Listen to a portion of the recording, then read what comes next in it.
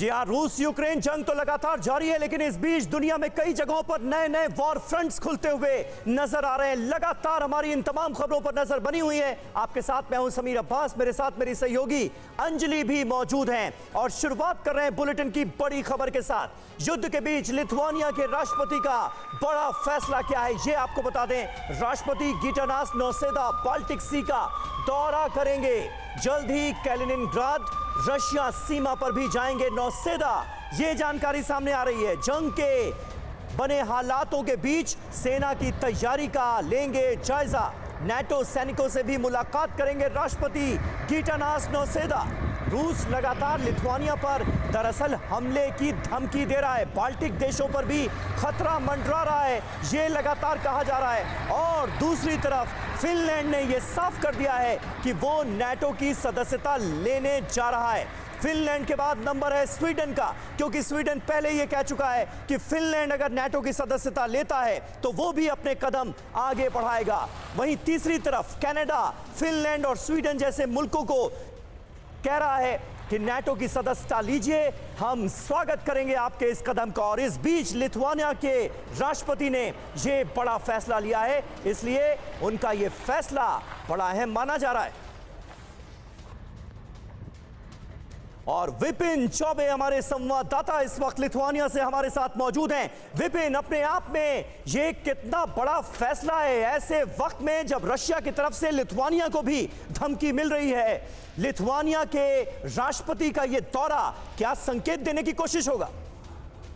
देखिए, संकेत साफ तौर से समीर यही है कि हम ना डरते हैं ना हम झुकने वाले हैं आपके सामने। और देखिए, रशिया और लिथुआनिया के बीच जो ये अदावत है ये आज की नहीं है। 90 के दशक में जब सोवियत संघ का विघटन हुआ तो सबसे पहले देशों में सोवियत संघ से अलग होने में लताविया था और उसके बाद से रशिया उसके खिलाफ साजिश करता रहा है और ये लोग आपस में दुश्मन नंबर 1 है। ऐसे में लिथुआनिया के हाथ ये बड़ा मौका आया जब यूक्रेन और रशिया आमने सामने है तो उसने अपने दुश्मन नंबर 1 रशिया के मुकाबले यूक्रेन का साथ देने की कोशिश की और वो 2004 से नाटो का सदस्य भी है। इसीलिए लिथुआनिया छोटा देश होने के बावजूद डरता नहीं है रशिया से और इस बीच रशिया उसको डराने की कोशिश कर रहा है, धमकाने की कोशिश कर रहा है। सवाल यह है कि यूक्रेन का हाल रशिया ने क्या किया है, यह हम सबके सामने है। तमाम सैंक्शन के बाद भी इतने प्रतिबंध लगे लेकिन पुतिन नहीं रुके। उसके बावजूद लिथुआनिया हो या फिर फिनलैंड हो या फिर स्वीडन क्यों ना हो, कैसे वो सोच रहे हैं कि आगे वो एक शक्तिशाली देश के रूप में उभर सकते हैं और सीधे पुतिन को चुनौती दे सकते हैं?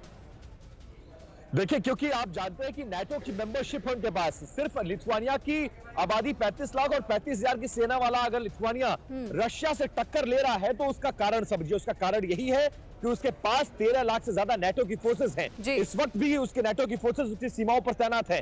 नाटो की ताकत की वजह से वो रशिया जैसे बड़े मुल्क से भिड़ने की कोशिश कर रहा है, उसको आंखें तरे रहा है और रशिया की धमकी का जवाब दे रहा है लिथुआनिया। और इस वक्त मैं ठीक आप देखिए कि लिथुआनिया का जो राष्ट्रपति भवन है उसके ठीक बाहर खड़ा हूं। थोड़ी देर पहले लिथुआनिया के राष्ट्रपति गिटानास नौसेदा यहां पर आए हैं और वो अभी अंदर गए हैं। संभवतः अगर बाहर आएंगे तो शायद मेरी मुलाकात और बातचीत भी हो तो मैं आपके सवाल को भी जानने की कोशिश करूंगा। लेकिन ये जरूर है कि रशिया उन तमाम मुल्कों को धमका रहा है, डरा रहा है जो इस वक्त यूक्रेन के साथ खड़े हैं। लेकिन रशिया की धमकी का बहुत ज्यादा असर खासकर जो नाटो की सदस्यता वाले देश हैं उन पर पड़ता हुआ नजर नहीं आ रहा है। बिल्कुल विपिन, शुक्रिया आपका पूरी जानकारी देने के लिए। लेकिन बड़ा सवाल यही है कि क्या वाकई में रूस के कहर से बच सकता है लिथुआनिया?